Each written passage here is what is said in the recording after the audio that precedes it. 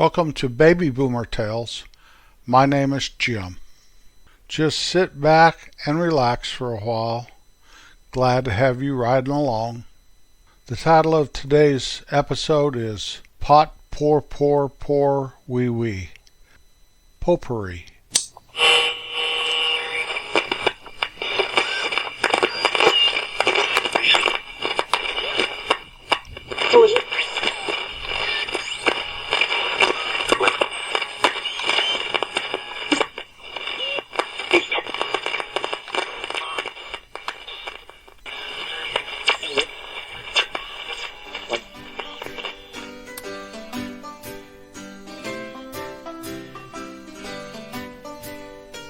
You might find what you need and more at Homer Kate's General Store. You might find what you need and more at Homer Kate's General Store. Well, thank you very much, fellers. That's quite the van you have out there, all painted with flowers and stuff. Man, I haven't seen something like that since the early 1970s. Please come again. So, Homer, what were you doing with all those hippies in the store? I don't know if they're hippies, Jerry, but they had a flower power bus. Yes, sirree, doo-dah day, they had a flower power bus. You mean like a hippie van, Homer? Yeah. So they were hippies. I don't know, Jerry. Maybe they were in a band, but they weren't the taters and gravy. I'll tell you that right now. Ooh, doggies. Anyway, Jerry, what are you doing? Oh, nothing, Homer. Nothing at all. What's this thing on your counter, Homer? Let's see. What are you talking about, Jerry? It looks like a couple of marijuana cigarettes, the way they're rolled. You mean joints? Those fellers left joints? Oh no, Jerry, what are we going to do? I better call the sheriff's department right now. Hold on there, Homer. There's really not enough for them to waste their time on. I know. Should we smoke them and get rid of it? What are you talking about, Homer? Do you smoke pot? No, Jerry, I don't smoke pot. I just want to get rid of the evidence. What evidence, Homer? The evidence those boys in the hippie van left. Well, Homer, you want to get them in trouble? Not particularly, but isn't it a federal crime to keep evidence away from the G-men? What are G-men? You know, the cops. I don't know, Homer. I don't know. Why don't we just throw them in that potbelly stove you have? It's still going. 1st of April and it's still burning the potbelly stove. I know, Jerry. It keeps it all toasty and warm, and sometimes I kind of fall asleep sitting there humming to myself. Oh, Susanna, and all that stuff, you know, Jerry. Okay, Homer, let's just throw them in there. Get rid of them. But, Jerry, the smoke will come out the chimney and the whole town of some city will get high. I don't think they'll all get high from a couple joints we burned up out there. Jerry, you never know. How do you know if you never smoked the stuff? Because just the laws of time and space. There's a lot of space out there, and these joints are only 2 inches long. Are they 2 inches? They're not very big, Homer. I know, Jerry. Do me a favor and don't tell Katie that we had some pot in this store.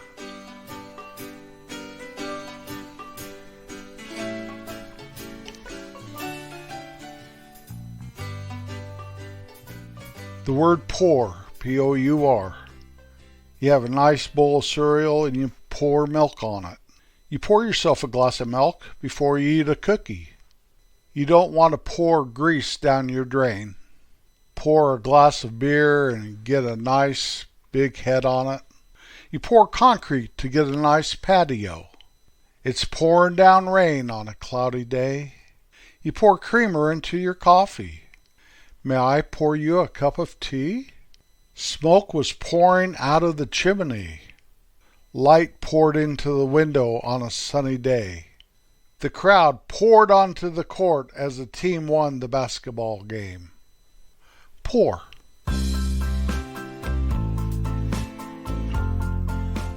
Our song of the week this week is Poor Little Fool by Ricky Nelson. Written in 1958 by 15-year-old Sharon Sheely. She wrote this song after breaking up with Don Everly of the Everly Brothers.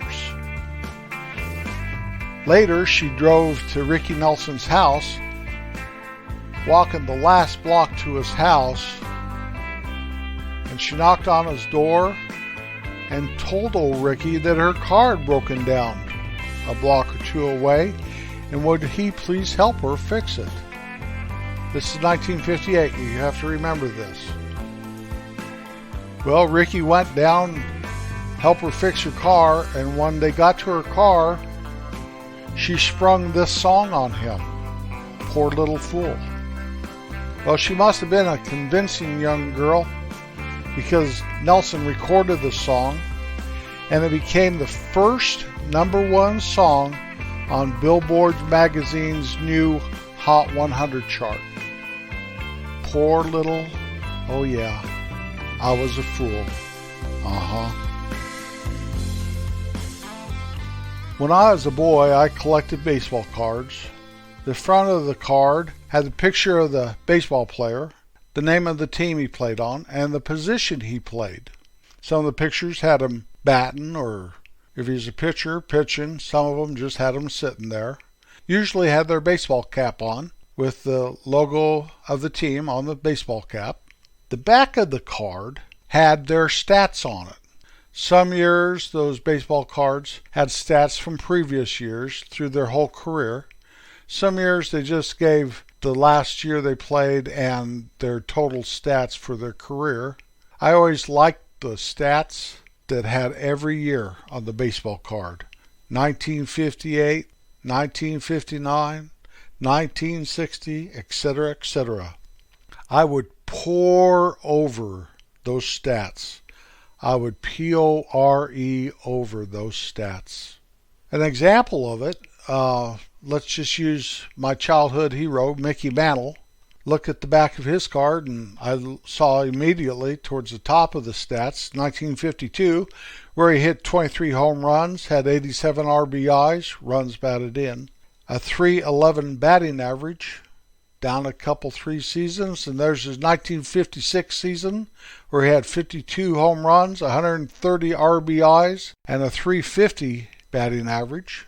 1961, a few years later, 54 home runs. That's the year Roger Maris hit his 61. 128 RBIs and a .317 batting average. Mickey played till 1968. This was on the back of everybody's baseball card, and I collected them all. And I'd pour over those stats. I was a stats nerd. I still am. I keep stats on everything. Well, today, stats are still important to me in sports because I play fantasy football and, yes, fantasy baseball.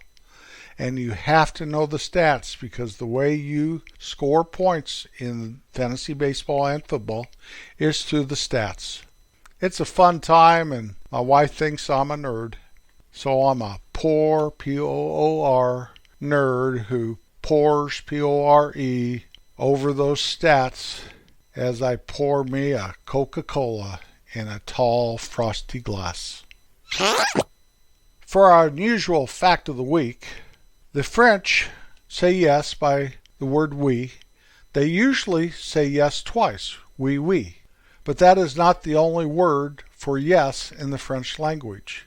Believe it or not, the word si is the word for yes, but they use that in not a friendly response. So you are ugly, right? And you reply, si, before you plow them in the nose. Well, I'm sorry. We are violence-free here. I was just trying to be funny. Walk away. That's better. I don't want to plow anybody in the nose, and I definitely don't want to get plowed in the nose. And chances are, if I plow someone in the nose, I will be plowed back right in the snozola.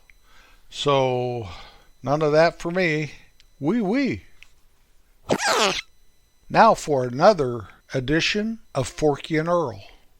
When Forky and Earl were freshmen in high school, they got to choose the classes that they would take for the year, and they both chose Spanish. Forky said, Earl, I want to take a class that's not English. Earl said, they don't have French in this school, Forky. And Forky said, I know, I wish they had French so I could talk to those maids. And Earl said, I don't know any French. Do you know French, Forky? And Forky goes, fries. I know French fries. And Earl goes, is that French?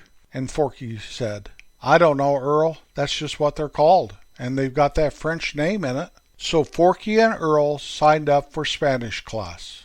Forky and Earl's teacher that year was Mr. Foster.